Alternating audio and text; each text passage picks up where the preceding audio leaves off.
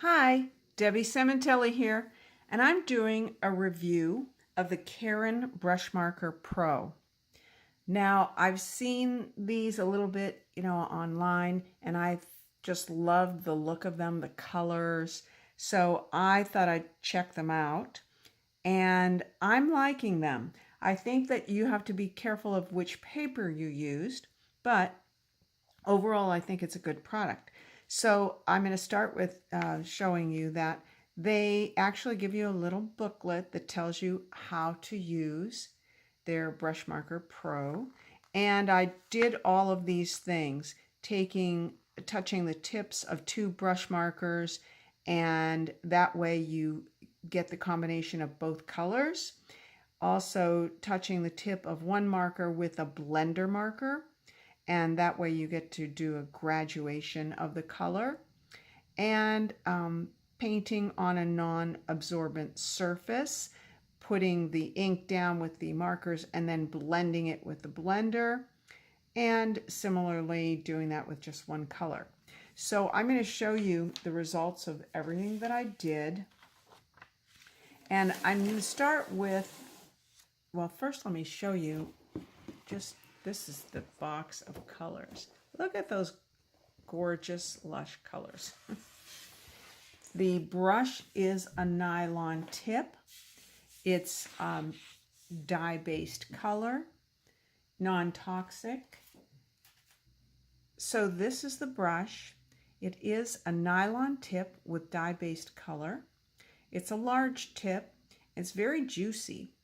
And there are 60 colors in the set that I purchased, but you can also get a set of 25 or 12, and they are made in Poland. You store them vertically, which is why they give you this beautiful box, and they arrive very quickly. They also have a set of metallic colors. I did not get those, but I will probably order those and review those at another time. So I was just using Rhodia paper. And you may not be able to notice, but it definitely absorbed into the paper a lot.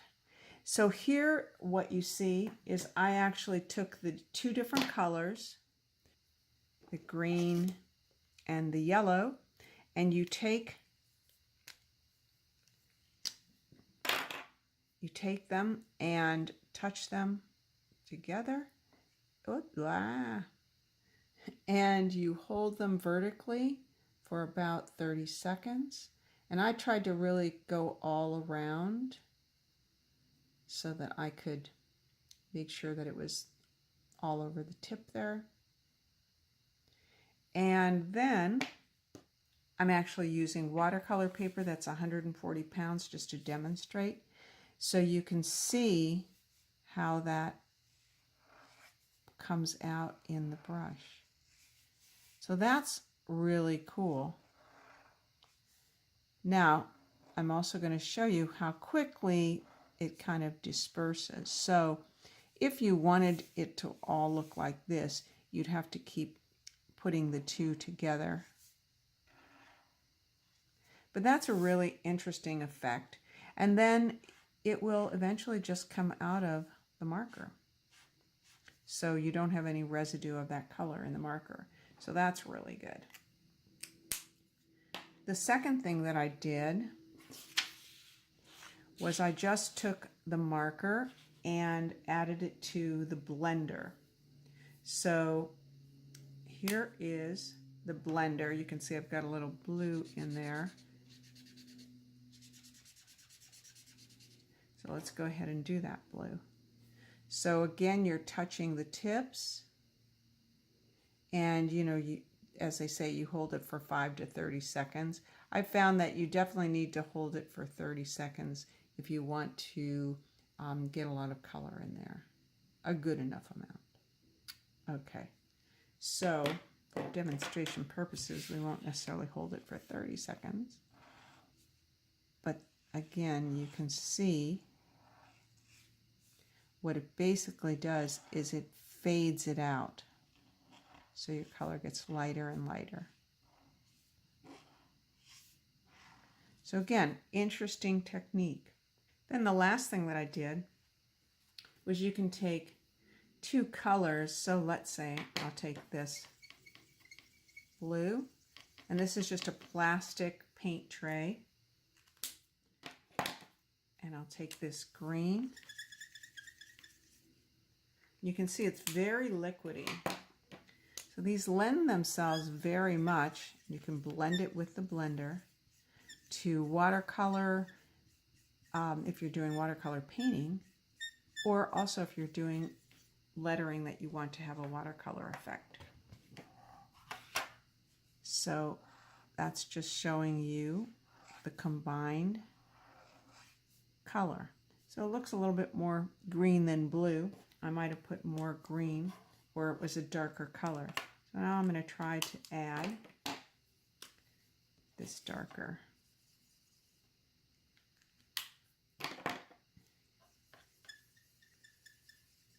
Yeah, that's definitely going to be more blue.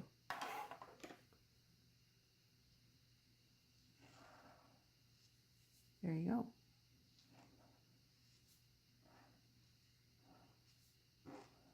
And again, it kind of does an eventual fade because you're using the blender.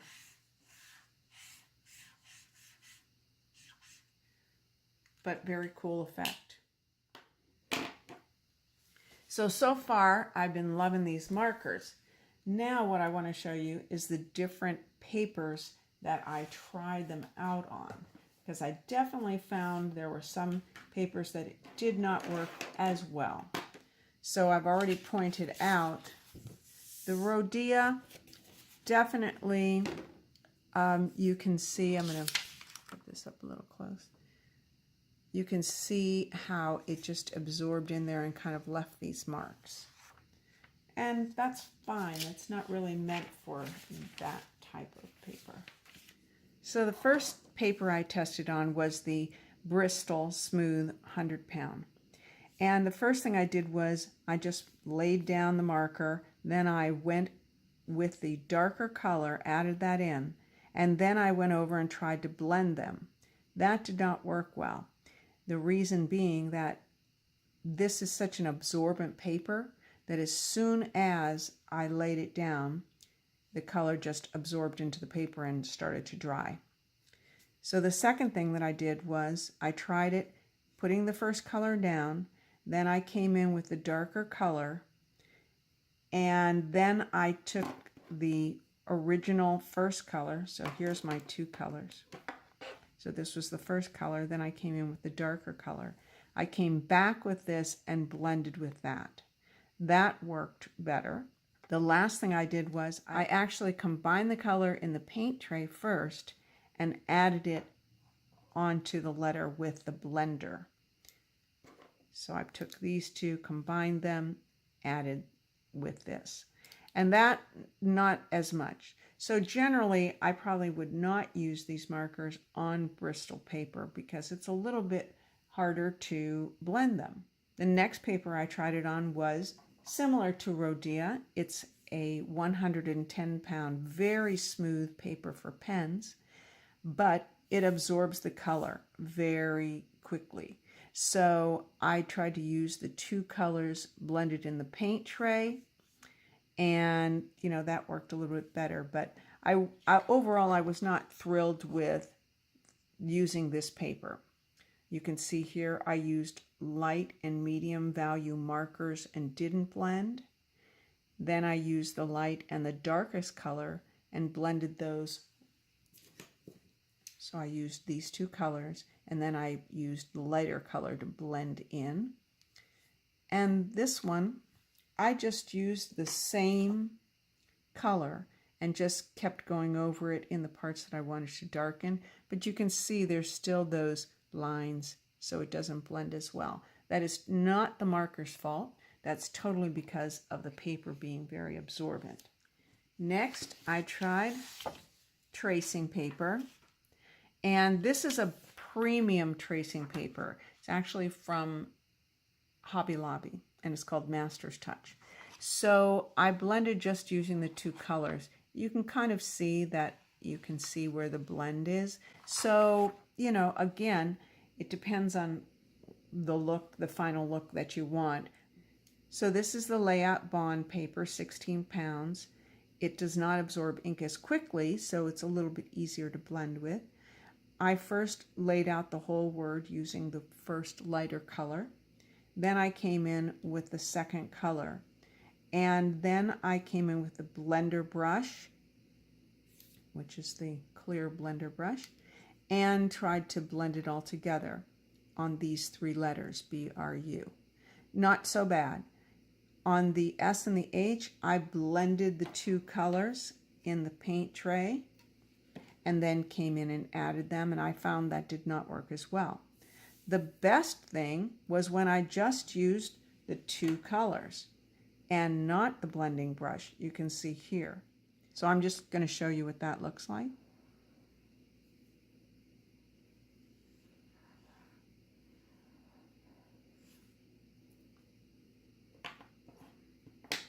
So then I come in with a darker color.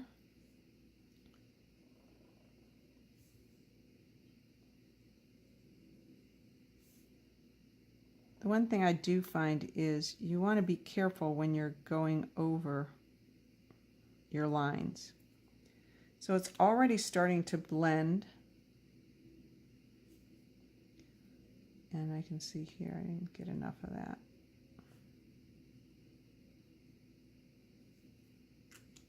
On its own. Then I'm going to come in here and I just pull it out. The important thing is to go all the way through the stroke so that it doesn't leave streaks.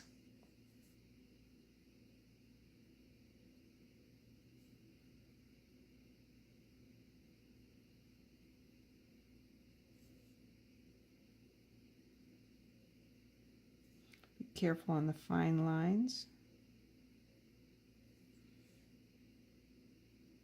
And then I might go over this as well.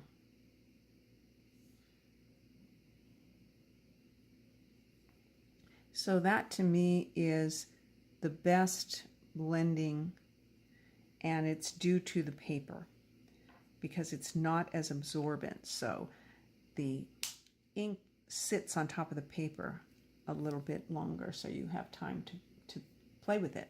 And the last thing I tested was watercolor paper. So this is watercolor cold press, 140 pounds. I blended the light and dark colors on the paper with no blender marker. So this is without a blender marker. This is with a blender marker. So you see, you kind of get that little bit of like too much, I call it like a watermark. So it works better to do that. Now, it is going to spread. It's watercolor paper, and it's just, that's what it's going to do. But it's kind of a cool effect. It doesn't, it looks like that's what you wanted it to do. So that's really good. And now I'm going to show you a little trick. So now I'm going to demonstrate on the watercolor paper how to blend. So first, I'm just laying down the lighter color.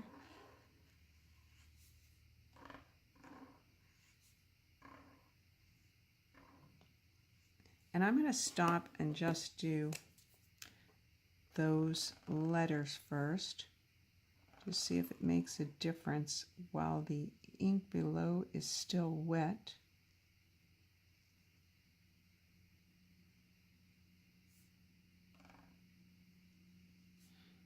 You can kind of see, I think, how it's starting to bleed. So if we add a little bit here.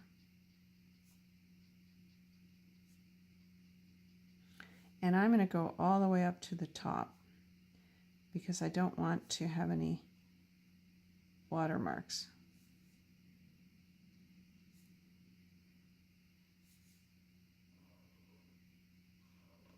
So that definitely was easier to blend when it was still wet.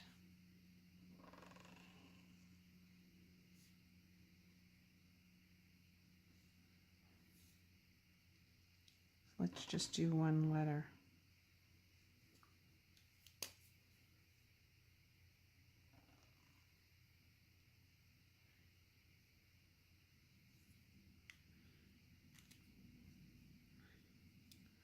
Yeah, that definitely makes a difference.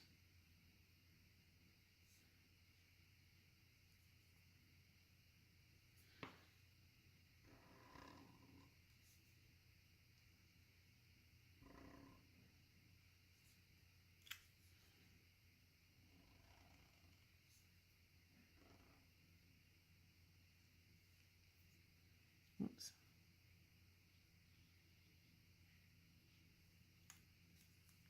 So again, I'm going to bring this all the way up.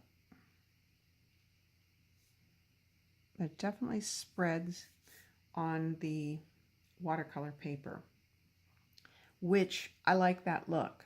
So to me, that's not a problem.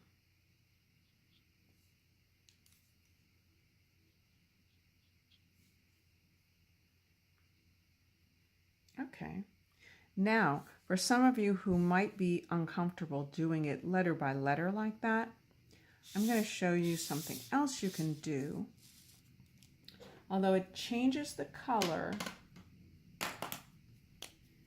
you can take a very light gray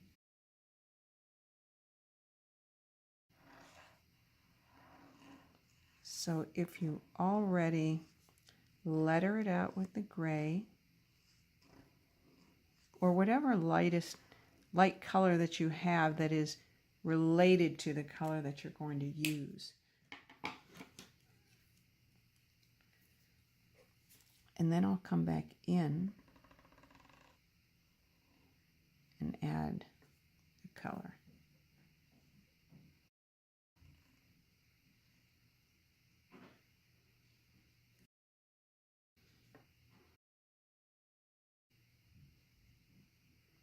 So now I'm just following the guide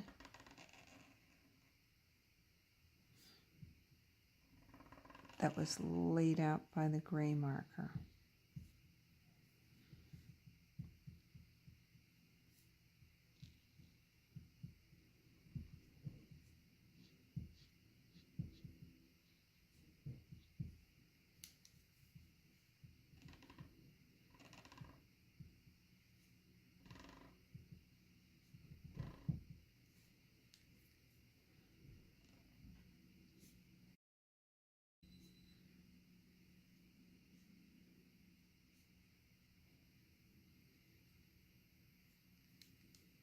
Oops.